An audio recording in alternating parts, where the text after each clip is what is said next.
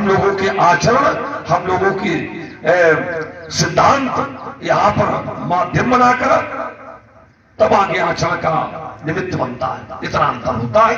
और वो चाहे योगी हो, क्योंकि वही बात तुमने योगी के लिए कही है और वही बात ज्ञानी के लिए कही है। तो चाहे ज्ञानी हो चाहे योगी हो, वो समदर्शन कर सकता है, लेकिन समवर्तन कभी नहीं कर पाएगा, कभी नहीं कर पाएगा। चाहे योगी हो और चाहे ज्ञानी हो, वर्तन करने की जब बात आएगी तो वहां पर जिसकी जैसी पात्रता होगी उस प्रकार का उसको महत्व दिया जाएगा। अब दो बातें आ गई यहाँ पर, एक वर्तन और एक कर्म, एक दृष्टि। हमारी बहुत दृष्टि की थी। संसार में जब दृष्टि डालते हैं आप जैसे योगी और ज्ञानी तो समत्व की दृष्टि से देखते हैं। तो आपने कहा लक्ष्मण मैं योगी हूँ, मैं ज्ञानी हूँ, लेकिन मैं व्यवहार को भी महत्व देता हूँ। व्यवहार करें आप, योगी व्यवहार करें, लेकिन अंतः दर्शन करते रहते हैं। योगी बाह्य जगत में लौकिक दृष्टि में लोगों की दृष्टि में व्यवहार करते हैं। ऐसा करता है कि वे भोजन करते हैं, ऐसा करता है कि ये क्रिया करते हैं, ऐसा करता है कि वो सोते हैं। वस्तुतः वो कुछ नहीं करते। क्यों नहीं करते हैं? क्योंकि वो योगी हैं। उनके लिए बताया क्या गया है, भवानी शंकरो वंदे श्रद्धा विश्वास रूपणौ। तो कैसे देखते हैं, या भ्याम बिना न पश्यन्ति, जिसके बिना नहीं देख पाते हैं या जिसके बिना देख लेते हैं, दोनों भाव जो भी ले क्या, स्वांतास्त ईश्वरम, अंतःकरण में स्थित ईश्वर को देख लेते हैं अगर उनका आश्रय नहीं है तो। और लेकिन अगर योगी है, ज्ञानी है, तो अपने अंतःकरण में स्थित ईश्वर को वो देख लेते हैं। बस ये अंतर है। बाहर जगत में लगता है कि ये खाते भी हैं, पीते भी हैं, सब ऐसा करते हैं। वस्तुतः उनके कुछ अलौकिक विशेष कर्म होते हैं, क्योंकि कर्म की भी स्थितियां हैं, कर्म, अकर्म और विकर्म। तो जो विशेष कर्म होते हैं, कर्म तो हर प्राणी करता है। कोई प्राणी ऐसा नहीं है जो कर्म के बिना रह सकता हो। न जात तिष्ठत कर्म कृत नहीं कश्चित क्षणमपि, वो किसी भी क्षण बिना कार्य के करे नहीं रह सकता है।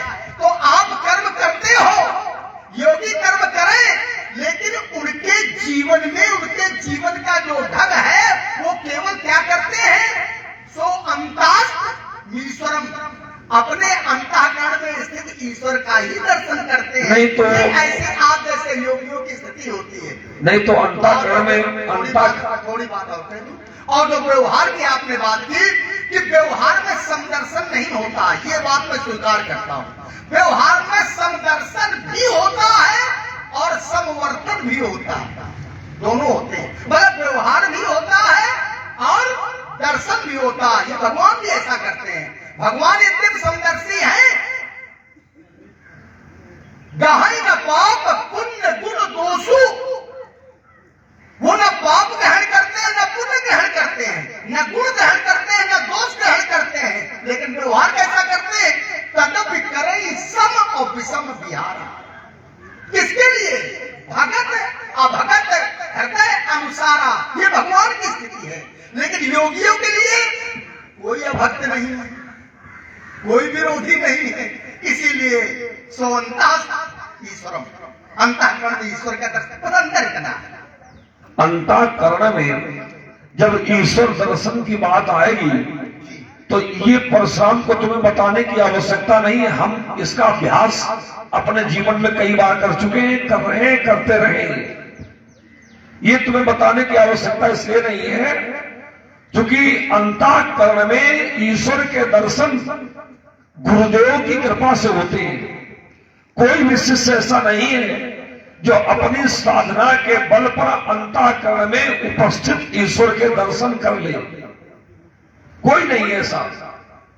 उपलब्धि भी मिलेगी तो सदगुरुदेव की कृपा से ही मिलेगी। और वही बात यहां कही गई है, भवानी शंकर बंदे श्रद्धा विश्वास रूपिणो। इसके ठीक ऊपर लिखा बंदे बोधमयम नित्यम गुरु शंकर रूपिणम यमाश्रितो युवक्रोप चंद्राश्रवत्र बंदते, तब नीचे भवानी शंकर बंदे। बालकांड प्रारंभिक वंदना के अंतर्गत। तो प्रारंभ में क्या है, कि गुरुदेव भगवान की कृपा से संभव है। और हमारे अन्य पुराणों में भी कहा गया है, अंता स्थित सच्चिदानंद साक्षात्कारम सुसाधेत यो अस्यायो गुरु प्रोद्यो अन्य नाम नारायण स्मृता यो अस्यायो, जिनकी कृपा से प्राप्त गुरु प्रोद्यो वो है गुरु। कौन? अंता स्थित सच्चिदानंद साक्षात्कारम सुसाधेत। तो हमारे गुरुदेव भगवान कौन है?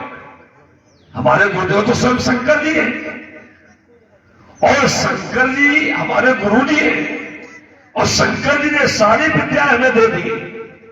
तो इसके लिए तुम्हें परेशान होने की आवश्यकता नहीं है कि हम अंतःकरण में भगवान के दर्शन कैसे करेंगे। ये हमारे गुरुदेवों ने हमें सब बता दिया है। हाँ, अंतर इतना है कि अंतः क्षेत्र में जो भगवान है, उस समय की परिस्थिति को अगर बाह्य जगत के लिए लगाया जाए, संसार के लिए लगाया जाए, तो इस बात पर भोले बाबा भी हमारे तैयार नहीं होते। हाँ, अंतः स्थिति में बड़े आनंदित रहते हैं। श्री रघुनाथ रूप उदयावा परमानंद अमित सुख पावा। श्री रघुनाथ रूप उदयावा, इतने आनंदित हो जाते हैं भीतर जाकर। फिर कहते मगध ध्यान रस दंड जुग पुण्य मन बाहर की। फिर वो बाहर जगत में निकल के आते हैं, और जब बाहर निकल के आते हैं तो जानते हो माता पार्वती से भी कह देते एक बात नहीं मोही सुहानी, और जदपि मोह बस गयो भवानी। मैंने पार्वती से भी कहते हैं तुम्हारी ये बात हमें अच्छी नहीं लगी, और अंदर जब जाते हैं तो आनंदित हो जाते हैं, दोनों नेत्रों से अश्रु बहने लगते हैं। आनंदित होकर के नेत्र खोल करके उसके बाद कथा कहते हैं। लेकिन जब बाह्य जगत में आते हैं तो माता पार्वती को भी डांट देते हैं कि तुम्हारी बात ठीक नहीं है, या तुम्हारा ये आचरण ठीक नहीं है। तुम जो कहा राम को माना, जय सुतगाव धरे मुनि ध्याना, कहा सुनई अस अधम नर ग्रसे जे मोह पिशाच पाखंडी। अब देखो शंकर जी क्या बोल रहे हैं, संसार में बाहर सबके लिए बराबर स्थिति नहीं है। बाहर के लिए क्या है? कहे सुनई अस अधम नर ग्रसे जे मोह पिशाच।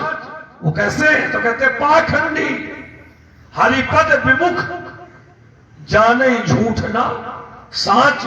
ये प्रवृत्ति अलग है, और जो धार्मिक प्रवृत्ति है वो स्थिति अलग है। तो ये मैं यही तो कह रहा हूँ, आप उस प्रवृत्ति वाले लोगों में थोड़ी ना है। किसमें? कहीं सुनाई अधम नर ग्रसे जो मोह आज पाखंडी नहीं, मैं यही कह रहा हूँ, आप उस स्थिति में नहीं है। नहीं तो हम ये हमारा कहने का भी नहीं कि हम वहां हैं। मैं तो कह रहा हूँ उसको सुनने तो क्यों, मैं ये बताने का प्रयास कर रहा हूँ, आप साधक हैं, आप सिद्ध हैं, आप मुनि हैं, आप ज्ञानी हैं, आप योगी हैं। और जब योगी योगित्व में स्थित होता है या योगी पूर्णता को प्राप्त कर लेता है, तो उसके लिए विद्वानों ने बताया सुषुम्ना शून्य पदवी ब्रह्म रंध्र महायशा स्मशानम सामूहिका मध्य मार्ग वाचका। वो केवल एक का स्मरण करता है, एक का ध्यान करता है, एक का दर्शन करता है, अंतःकरण की और आंतरिक दृष्टि हो जाती है, बाह्य दृष्टि उसकी समाप्त हो जाती है। बात केवल बाह्य दृष्टि केवल संसार के इन लोगों की होती है। आप जैसे ज्ञानियों की दृष्टि बाह्य नहीं होती। और जहां भगवान की बात कि भगवान भी जब ध्यान में होते हैं तो परम सुख पाते हैं, परमानंद की प्राप्त करते हैं। लेकिन संसार की ओर जब देखते हैं, देखिए भगवान जो करते हैं वो हम आप नहीं कर सकते। भगवान की बराबरी कभी जीव को या प्राणी को नहीं करनी है, साधक को भी नहीं करनी, तभी तो वो साधक है। और भगवान भगवान है। भगवान कब है? भगवान की विशेषता क्या है? तो कहा गया उत्पत्तिम प्रलयु भूता नाम गतिम अगतिम वेदांत वेद विद्याम का सा वाक्यो भगवान ही जो उत्पन्न भी करे, पालन भी करे, संहार भी करे, ये तीनों कार्य करने में जो सर्व समर्थ हो, ऐसे अब जो पुरुष है या महापुरुष है वो भगवान कोट में आता है। तो भगवान तो बहुत कुछ करते, भगवान शंकर तो विष का पान भी करते हैं। क्या कोई शिष्य कर सकता है? क्या वो परशुराम जी बहुत बड़े शिष्य हैं उनके, लेकिन कर चख नहीं सकते, करने की तो बात बहुत मुश्किल है, क्योंकि वो भगवान है, आप साधक हैं। बस यही अंतर है साधक और भगवान में। आप योगी हैं, उनके ध्यान में योग में आप जुड़े हुए हैं, लेकिन आप भगवान की बराबरी नहीं कर सकते हैं। भगवान जो है शेष की सैया पर सोते हैं, जो ऐसेज सैन हरि करही तो बुद्धजन तिनका दोष न धरही। और आप जरा सोच के देखो, नहीं कर पाओगे, इसलिए आप भगवान के उदाहरण हमें न दो। हाँ, आप जो करेंगे आपके कार्य अलग है, आपके कर्म अलग है, क्योंकि आप योगी हैं। इसलिए मैं कहता हूं आपकी दृष्टि में समर्थ होना। एक दोहा और दे रहा हूं उसको जुड़ता हुआ। भगवान भी अपने भक्तों से कहते हैं कि दृष्टि में समत्व ही होना चाहिए। भक्त माने साधक या योगी, उन्हीं के लिए कहते हैं। क्या सुनो तात माया कृत गुण और दोष अनेक, यद्यपि ये संसार गुण दोष युक्त है, यहाँ जड़ भी है, चेतन भी है, सुख भी है, दुख भी है, पाप भी है, पुण्य भी है, आकाश भी है, पाताल भी है, आदि आदि सब कुछ है जड़ चेतन गुण दोष में। लेकिन करना क्या है? तुम तो भक्त हो मेरे, तुम तो साधक हो, तुम योगी हो, तुम ज्ञानी हो, तो क्या करना है? गुण और दोष अनेक, लेकिन गुण ये, वो गुण है क्या? गुण ये है कि उभय माने दोनों को गुण और दोष न देखे न जाए, और देखी सो विवेक, वो अविवेक है। इसलिए मैं कहता हूँ समझ तो दिया मैं ये सोच रहा हूँ, ये दुआ तुम्हें हमारे सामने ही याद आया कि इसके पहले भी तुम्हें याद था?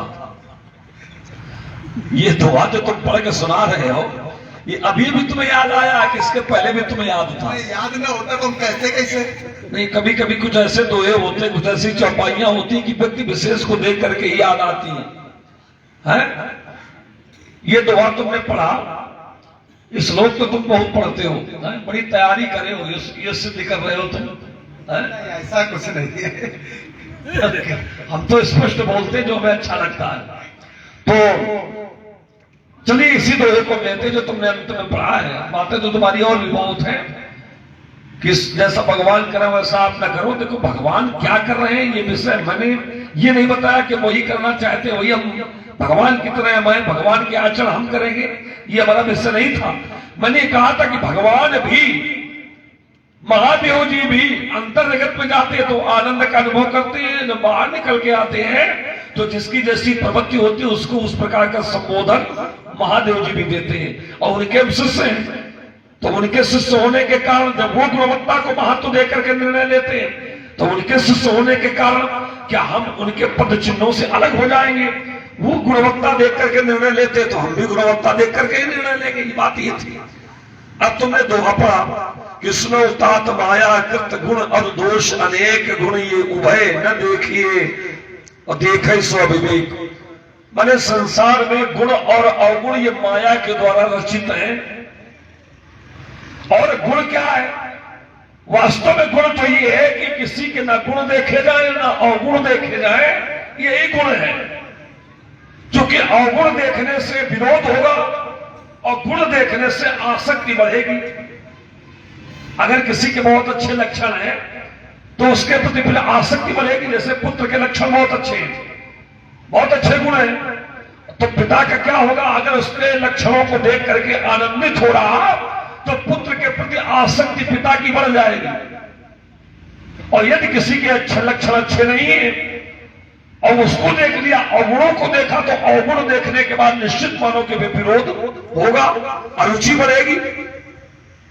तो इसलिए कहा गया है कि किसी से द्वेष ना हो, किसी से आसक्ति ना हो। इसलिए प्रमुख एक कारण यह किया जाए कि ना गुण देखा जाए ना अवगुण देखा जाए, ये कुछ देखा ही ना जाए।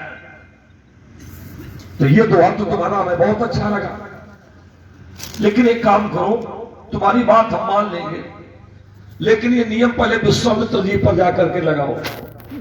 विश्वामित्र जी तुम्हारे गुरु जी हैं, पहले उन पर जाकर के लगाओ। विश्वामित्र जी तुम्हारे घर गए थे, क्यों गए थे? अवगुण किसी के देख करके ही गए थे। असुर समूह सतावे मोही और मैं याचन आयो नृप, तो ही निशाचरों के अवगुणों से व्यथित होकर निशाचरों के अवगुणों को देख करके अयोध्या गए। क्यों गए?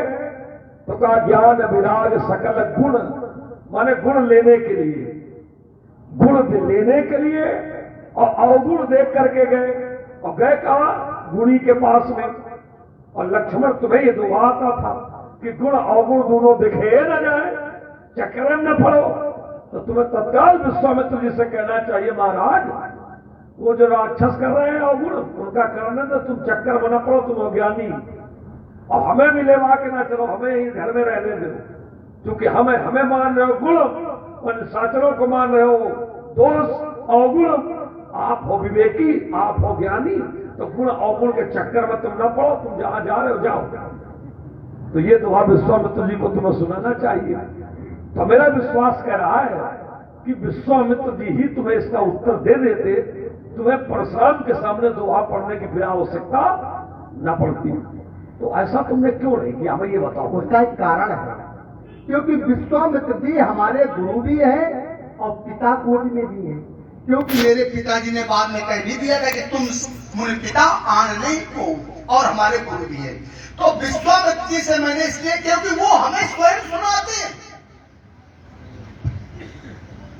वो हमें स्वयं सुनाते हैं। कहा न लगे कछु कथा पुरानी कथाएं हमें सुनाते हैं, और कथाओं में वो बहुत कुछ बताते हैं। और देखिए, आप कहते हो विश्वामित्र जी से तुमने क्यों नहीं कहा? ये कहने की सामर्थ्य मुझ में नहीं है कि मैं अपने गुरुजी से कुछ कहूं। अच्छा, हमसे लड़ने की सामर्थ्य है तुम्हारे पास। इसलिए तजिए ताई कोटि बैरी सम यद्य परम स्नेही और जाके प्रिय, बस ये कुछ कारण होते हैं जिसके कारण ये कार्य है। अब देखिए, महात्मा परशुराम जी का लक्ष्मण विश्वामित्र जी तो ज्ञानी है। अरे वो ज्ञानी ही नहीं, विज्ञानी भी है। ज्ञानी ही नहीं, वो विज्ञानी भी है। और जो विज्ञानी पुरुष होता है वो प्रयोग करके देखता है। और जो छोटे छोटे बच्चे होंगे, तो जब वो विज्ञान की ओर बढ़ते हैं तो उनके लिए कहा जाता है, पढ़ाया जाता है, आओ प्रयोग करके देखें। तो वो प्रयोग करते हैं। तो देखिए, जब वो गए तो काहे के लिए गए, और क्या कहा? अनुज समेत देव रघुनाथा और निश्चर वधमय होब सनाथा, निशाचरों का वध करा करके मैं सुरक्षित हो जाऊं। या कुछ विद्वान यहाँ पर यह भी अर्थ लेते हैं कि मैं नाथ के सहित हो जाऊं, स्वामी के साथ में हो जाऊं। ये भी कुछ विद्वान अपना अर्थ लेते हैं। तो अपना अलग अलग विद्वानों का मत है। तो वो प्रयोग करके देखना चाहते हैं, निशाचरों का विनाश भी होता है। तो वो विज्ञानी है, केवल ज्ञानी नहीं है। और केवल ज्ञानी अगर आपकी तरह होते, केवल योगी होते, और आपका तो संबंध निकटतम है, आपको ही समझा देना चाहिए। आपके तो पिताजी के मामा है, आपके बाबा है, आपको जाना चाहिए। आपको उल्टा नियम हमारे ऊपर लगा रहा है। इसलिए काछत लाभ जून धनु तोड़े। अब मैं चरित्र को जोड़ दूं, क्योंकि वही उसी विषय पर बार बार चर्चा ना हो। काछत लाभ जून धनु तोड़े, देखा राम आप उसे ढूंढ रहे हैं, जानना चाहते हैं, तो मैं आपको वहां तक पहुंचाने का प्रयास कर रहा हूं। इसे श्री राम जी ने देखा। कैसे देखा? नयन के भोरे, नए के धोखे से देखा। और परिणाम जान तो क्या हुआ? छुअत टूट, ये छूते ही टूटा है। इसमें रघुपति का कोई दोष नहीं है, इसलिए आपके विरोध करने का कोई कारण भी नहीं। राजकुमार लक्ष्मण, तुमने कहा कि एक बिंदु पर बार बार चर्चा हो तो ठीक नहीं है। तो अगर तुमने ऐसा कहा है और चरित्र से जुड़े हो, तो उस बिंदु पर अब हम कोई प्रकाश नहीं देंगे। और तुमने जो चरित्र जोड़ा, इसी चरित्र को हम पकड़े ले रहे हैं। तुमने कहा देखा राम, तो तुम क्या ये बताना चाहते हो कि धनुष राम ने तोड़ा है? क्या तुम ये बताना चाहते हो कि धनुष राम ने तोड़ा है? देखा राम नयन के भोरे, छुअत टूट, रघुपति न दोषु, और मुनि बिदु काज करी एकत्र रोसु। तो हमें तो ऐसा लगता है कि तोड़ने वाले को तुम बता रहे हो कि राम है, रघुपति है, राम ने तोड़ा है, तो राम ने किया है। ये भी बात तुम्हारी मैं स्वीकार नहीं करूंगा। समस्या है हमारे सामने। जानते हो क्यों नहीं करूंगा? ये बात स्वीकार इसलिए नहीं करूंगा क्योंकि सम्माननीय व्यक्ति का सम्मान करने के बाद अपमान करने की तुम्हारी प्रवृत्ति को मैंने अपने आंखों से देखा है, इसी जगह देखा है मैंने। सम्मानित व्यक्ति का सम्मान करने के बाद और उसके अपमान करने की प्रवृत्ति तुम्हारी अभी अभी मैंने देखी है कि तुमने परशुराम का सम्मान किया और फिर तुमने इसी समाज में खड़े होकर परशुराम का अपमान किया। तो जब सम्मानित व्यक्ति के अपमान करने की प्रवृत्ति तुम्हारी मैं देख चुका हूं तो राम भी तुम्हारे लिए सम्मानित है और हमें लगता है सम्मानित तो तुम्हारे लिए राम है और अब तुम राम के भी विपक्ष में खड़े हो गए हो। जैसे परशुराम सम्मानित था और समय आने पर परशुराम के विपक्ष में खड़े हो गए, उसी प्रकार से राम भी तुम्हारे लिए सम्मानित था और हमें लगता कुछ अंदर तुम्हारे अच्छा है नहीं, इसीलिए तुम राम के लिए बता रहे हो कि धनुष राम ने तोड़ा है, राम के द्वारा ऐसा हुआ है। राम जैसा शंकर जी का उपासक, राम जैसा ब्राह्मणों का भक्त, राम जैसा विनम्र ऐसा आचरण करेगा कि शंकर जी का धनुष तोड़ दे, राम नहीं तोड़ सकता है। ये तो तेरे जैसे किसी उद्दंड का काम है, ये तेरे जैसे किसी उद्दंड का काम है जिसके आचरण तेरे जैसे होंगे, उसी ने भगवान शंकर के धनुष पर हाथ लगाया होगा। अब एक बात तुमने और कही, छुअत टूट रघुपति न दोषु, मुझे छूते ही टूट गया है। इधर हमारे पास थोड़ा पास में चल के आओ, इधर आओ। हम तुम्हें छू रहे तुम मर का है, ये बताओ।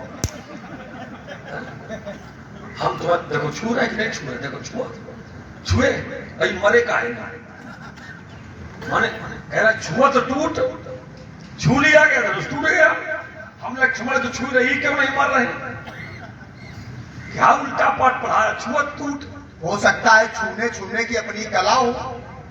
वो महामानव जब किसी को छूता है तो जड़ को चेतन भी करने की सामर्थ्य रखता है। जे चेतन को जड़ करई और जड़ई करई चेतन। क्या अभी तक किसी जड़ को चेतन किया है? अरे हमारी बात आप किया है। किसको किया है? किसको किया? नारी सुहाई तो संकेत नारी पे पहुंचा जाके देखिए बाल बच्चानी के सामने खड़ा नारी सुहाई। आपने कहा कि अभी तक कुछ किया तो मैंने संकेत दे दिया, भाई नारी सुहाई परसद पुन पावन शोक न सावन। अच्छा गौतम जी की बात कर रहे हो, इसलिए मैं बताने जा संकेत दिया मैंने केवल। तो देखिए ये उसमें सामर्थ्य है। हो सकता है उतनी सामर्थ्य आप में ना हो, भाषा मारने का तुम्हारा ध्यान रखना। हो सकता है, मैं आरोप नहीं लगा रहा हूँ, ये हमारा अपना एक मत है। आपने कहा लक्ष्मण तुम उसे बता रहे हो कि धनुष राम ने तोड़ा है, तो क्या तुम उसके भी विरोधी हो ना? ये मैं अपनी जानकारी आपको दे रहा हूँ। हर व्यक्ति की जितनी जानकारी होती है वो जानकारी दूसरे को प्रदान करता है, देना चाहिए। ये हमारे द्वारा अन्य किसी की जानकारी में नहीं होगा, तभी तो किसी ने नहीं बताया। राजा जनक से आपने पूछा कि धनुष किसने तोड़ा, क्या तोड़ा, तो परिणाम क्या हुआ? अति डर ऊपर देख नृप नहीं, क्यों नहीं बताया? ये उनकी स्थिति परिस्थिति हो सकती है। हमारे भैया खड़े हुए, हृदय न हर्ष विषाद कुछ बोले श्री रघुवीर, उन्होंने जो भी कुछ कहा आपने या तो ध्यान नहीं दिया उनके शब्दों पर, होई क्यों एक दास तुम्हारा। तो हमने कहा चलो सीधे पहुंचा दें आपको। हमारे जाना काछत नाभ जून धन तोरे और देखा राम नयन के भोरे। तो आप कहते हो लक्ष्मण इसका मतलब तुम राम के विरोधी हो। ये आरोप लगा करके ये बता करके धनुष राम ने तोड़ा है, मतलब राम को भी मरवाना चाहते हो क्योंकि मैंने उसे मारने की या शत्रु माना उसे। मैं विरोधी नहीं हूं, मैं जानता हूं कि श्री राम जी में कितना सामर्थ्य है, कितना पौरुष है, कितना पराक्रम है। वो साधारण नहीं है, असाधारण प्रतिभा के धनी है। और ऐसा मैं क्यों कह रहा हूं? जिस समय धनुष तोड़ने वाले ने धनुष का खंडन किया तो देखिए कितने लोगों का पराभव हुआ। अब मैं प्रमाण दे रहा हूं, जब धनुष टूटा उसमें कितने लोग डूबे, उस शंकर रूपी जहाज में कितने लोग डूबे, सागर में उसकी भुजाओं के सागर रूपी उसकी जो भुजाएं हैं उसमें कितने लोग डूबे। सबकर संशय, जैसे जैसे महात्मा परशुराम जी का संशय यहाँ पर दिखाई दे रहा, तो सबका संशय वहां पर चढ़ा उस जहाज में, सबका संशय और अज्ञानू मंद महीपन कर अभिमानू रघुपति केरी गर्व गरुआई कि मैं बहुत पराक्रमी हूँ, बहुत बड़ा योद्धा हूँ, मैं सबको मार सकता हूँ आदि आदि। रघुपति केरी गर्व गरुआई सुर मुनिवरन केरी कदराई सीकर सोच चिमट पछतावा रानन कर दारुण मुख दावा सब उचाप बड़ बोहित पाई। ये भगवान शंकर का जहाज रूपी नाव को पा करके चढ़े जाए, सब चढ़े इसमें। परिणाम क्या हुआ? शंकर चाप जहाज सागर रघुबर बाहुबल तो बूढ़ सब डूब गए, इतना सामर्थ्य है इसमें। तो इसलिए मैं जानता हूं उसका कोई बिगाड़ सकते नहीं हो कुछ, इसलिए मैंने सीधे सीधे बता दिया कि धर्म तोड़ने वाला कौन है? रघुपति ये है उसका एक कारण। राजकुमार, तुमने कहा कि मैं उसकी सामर्थ्य से परिचित हूँ, वो जड़ को चेतन, चेतन से जड़ कर देता। देखो ये सब व्यर्थ की बातें मैं न बताओ, ये सब व्यर्थ की बातें मैं न बताओ कि चेतन को जड़ कर देता, जड़ को चेतन कर देता है। ये जो गौतम जी की पत्नी अहिल्या के साथ हुआ है, इसमें उसका कोई महत्व नहीं है। जानते हो क्यों? क्योंकि जब अहिल्या को गौतम मुनि ने साप दिया था, तो साप देने के बाद में जब गौतम मुनि वहां से हटने लगे, जाने लगे, तो अहिल्या ने निवेदन किया कि महाराज ये साप हमारा कब तक चलेगा, ये साप कब तक चलेगा, इससे मुक्ति हमें मिलेगी। निवेदन किया तो गौतम मुनि को आ गई दया आ गई। तो गौतम मुनि ने कह दिया ठीक है, मैं सांप हटने का मार्ग बताता हूं। और गौतम मुनि ने क्या किया, बताया कि आगे चल करके अयोध्या में एक राजा पैदा होंगे, दशरथ उनका पुत्र राम आएगा, और उसके चरण का स्पर्श जैसे ही होगा तो तुम्हारी मुक्ति हो जाएगी। ये बात किसने बताई? गौतम ने। तो गौतम मुनि ने जो कहा था वही तुम्हारे भैया ने किया है। तुम्हारे भैया में ऐसा कुछ है थोड़ी जो चेतन का जड़ करे, जड़ करे चेतन।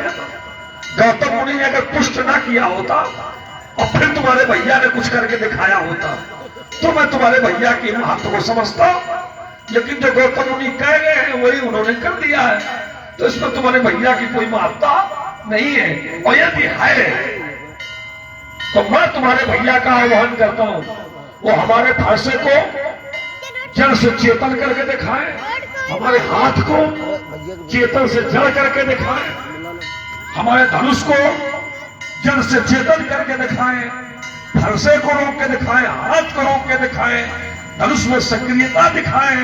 अगर ऐसे भाव में प्राप्त होंगे तो दोनों हाथ उठाकर मैं लक्ष्मण की बात को स्वीकार करूंगा, दोनों हाथ उठा करके स्वीकार करूंगा। और यदि ऐसी कोई स्थिति हमें देखने को नहीं मिल रही तो तुम अपने भैया का कभी प्रधानमंत्री बताओ तो हमें कोई आपत्ति नहीं है। ये तो भाई भाई का प्रेम है, कुछ भी तुम बताओ, ये तुम्हारा अपना इसमें है, लेकिन हमें भी तो कुछ देखने को मिले कि ऐसा है कि नहीं है। यहाँ देखिए, आपने कहा लक्ष्मण, ये तो गौतम जी ने कह दिया था अपनी पत्नी अहिल्या से कि अयोध्या में राम नाम का कोई राजपुत्र होगा और आगे चल करके तुम्हें इस पाषाण प्रतिमा को जब स्पर्श करेगा तो तुम नारी रूप में पुनः आ जाओगी। केवल श्री राम के लिए ही क्यों कहा गौतम जी ने? और उनकी इच्छा थी, बहुत अच्छी बात है, परशुराम के लिए क्यों नहीं कहा? जो कि हम बाल ब्रह्मचारी हैं, चिंतन करो इसमें। हम बाल ब्रह्मचारी हैं। परशुराम सही, अन्य किसी के लिए कह देते हैं। किसके लिए कह देते हैं? अन्य किसी के लिए कह देते हैं कि वो कोई बड़ा सिद्ध महात्मा, कोई भगवान शंकर के लिए कह देते हैं। नहीं कहा। ये क्यों कहा कि राम आप ही कह रहे हो? ये क्यों कहा कि राम ही? इसका एक कारण था, और थोड़ा उत्तर। इसका कारण ये था कि उनके पाप का प्रायश्चित जब पूरा होना था, उतने समय के बीच में केवल राम को वहां पहुंचना था।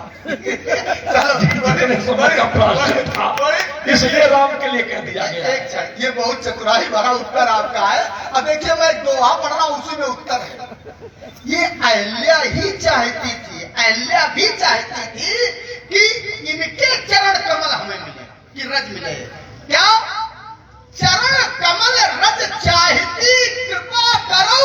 आवाज क्या है? रघुबीर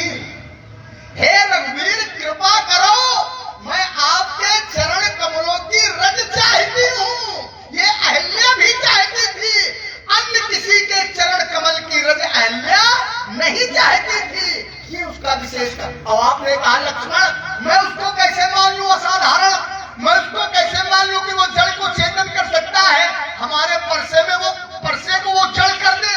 हो सकता है आगे आने वाले समय में परसा जड़ हो जाए, तो हम विचार कर लेंगे। भाई का हाथ, भाई का हाथ, बेटा हाथ उठा के बेटा थोड़ा आनंद मिलेगा, और आनंद के साथ आनंद ना मिला तो समझ लो किसी के साथ नहीं मिलेगा। और आगे आइए, आपने कहा लक्ष्मण उसने क्या धनुष में शक्ति था या धनुष में कुछ ऐसा किया कि धनुष को स्पर्श किया हो उसमें चेतनता आ गई हो, आ गई। और एक ढाली केवल है, जिस समय धनुष को श्री राम जी ने छुआ, लेट चढ़ावत खैसक गाढ़े काऊ न लखा देख सब ठाढ़े, तो परिणाम जंतु क्या हुआ, क्या हुआ, उसमें दिव्य प्रकाश हुआ। ये राम के छूने का प्रभाव है। दामिनी, दामिनी माने बिजली क्यों चमकी? बहुत लोगों ने छुआ, भूख साजता से एक ही बारह लगे, उठावन टले नटारा, क्यों बिजली नहीं चमकी? कुछ तो उसमें विशेषता है। दामिनी जिन जिन लयऊ पुण्य नव धन मंडल सब भयऊ। तो महात्मा जी भले ही आप ना मानो कि उसमें कुछ सामर्थ्य है, लेकिन मैं जानता हूँ और आपको बता रहा हूँ, और नहीं मानोगे तो नीचे नहीं नकारे बताऊंगा मैं आपको। सभा से सीधे भाग जाओगे। मुझे जब धनुष संभालूंगा, बड़े हो गए तो चक्कर में धनुष सर कर उठा लूंगा। ये रघुवंशी बेरखल है, नहीं कर सकते, जगत की चंद लज्जा काल खा लेगा। क्या हो गया मुझे जो अकरते जाते जानते। देखो ये बाहें समेट करके ताल ठोक करके तो तुम जीवन भर लगे रहो तो हमारा कुछ नहीं कर पाओगे, जीवन भर लगे रहो तो हमारा कुछ नहीं कर पाओगे। जानते हो क्यों? जब हमारे जीवन में ऐसी कोई स्थितियां आती हैं तो जाके कुरुक्षेत्र में देख लेना। कुरुक्षेत्र में रक्त के 5 कुंड भरे थे मैंने, 5 कुंड, और उन रक्त कुंडों में कूद कूद करके स्नान किया था मैंने, तुमने कल्पना भी नहीं की होगी। और स्नान करने के बाद में भी जब शांति नहीं मिली तो उस रक्त को अपनी अंजलि में भर करके मैंने पितरों का अपने तर्पण किया था। मैं वो परशुराम हूं मैं। इससे ताल ठोकने के पहले, बाहें समेटने के पहले कम से कम 200-400 बार सोच लेना कि हम कहां ताल ठोकने जा रहे हैं, तब उसके बाद ताल ठोकने का प्रयास करना। मैं विश्वामित्र सा गुरु नहीं जो तो द्वारे याचना करूं, और नहीं वशिष्ठ पुरोहित हूं जो गणानाम तो हगणपति गुंगवामहे। नहीं वशिष्ठ पुरोहित हूं जो कुछ पाने की कामना करूं। इधर तक मैं याचक हूं बलवेदी का। सब गांव गांव जग मथुराना और रौद रौद कर वीरों का दल चूर चूर मथ कर डाला। महात्मा जी कहते हैं कुरुक्षेत्र में जो समंत पंचक नाम के जो 5 तालाब हैं, उन पर मैंने अपने पितरों को तर्पण किया है जाकर के रक्त कुंड में जाकर के। अब कहते हैं लक्ष्मण तुम हमसे लड़ने की बात न करो, वीरता न दिखाओ। अरे महात्मा जी मैं काल को भी चुनौती दे देता हूँ, आप क्या है? काल को जीतने की सामर्थ्य रखता हूँ, आप क्या है? कालो जीत सके संग्रामा कौशलेश सुत लक्ष्मण रामा। इसलिए महात्मा जी मुझे किसी प्रकार का डर नहीं है।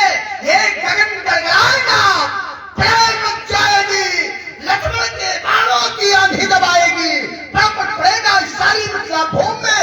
अगर कहीं भटुड़िया लखन की तन जाएगी, प्राणों को लेकर के भागोगे मुनिवर्जू, सजी सजाई देह सारी धुर्रे उड़ जाएगी। बाबा जी चले जाओ चुपचाप। ऐसा मैं क्यों कह रहा हूं? क्योंकि चाप भी अब चुप हो गया, इसलिए इनसे कह रहा हूं चले जाओ चुपचाप, आन पान शान सारी धौल में मिल जाएगी। लक्ष्मण कहता काल को भी जीत सकते हैं, ये लक्ष्मण थोड़ा कहता है, संसार के प्राणी भी कहते काल हमारा क्या कर लेगा। संसार के प्राणी भी कहते हैं, और कब तक कहते हैं? जब तक काल नहीं आता तब तक।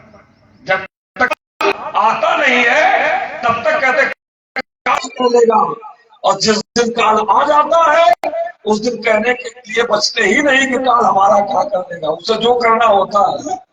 वो सब हो जाता है। तो राजकुमार तुम कहते हो काल वाला क्या कर रही हो? काल तुम्हारा कुछ नहीं कर पाएगा कब तक, जब तक फरसा नहीं चला रहे तब तक। और जितने समय घुमा के फरसा मारा तो काल फिर वही करेगा जो हम चाहते। इसलिए राजकुमार सुमित्रा के अंक के सुंदर खिलौना समय याद आ गए। तेरी अल्पमर ब्रह्मचर्य पालिका परसों एक छोटे से रोकना मेरी जगह ताली है तो बार बार हमसे तो सुंदर सलोनी समझ गई होगी। इसलिए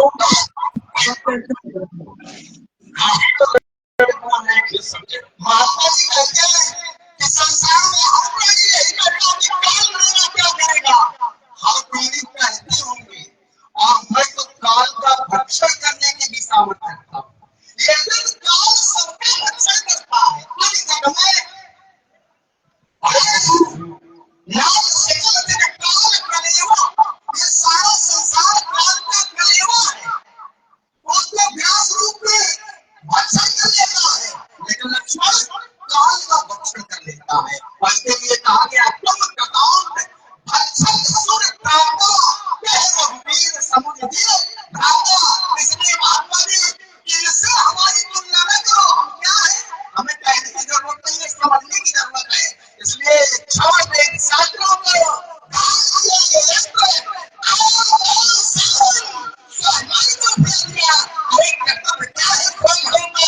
सोचा होकर के ब्राह्मण कहते ये जाने कैसे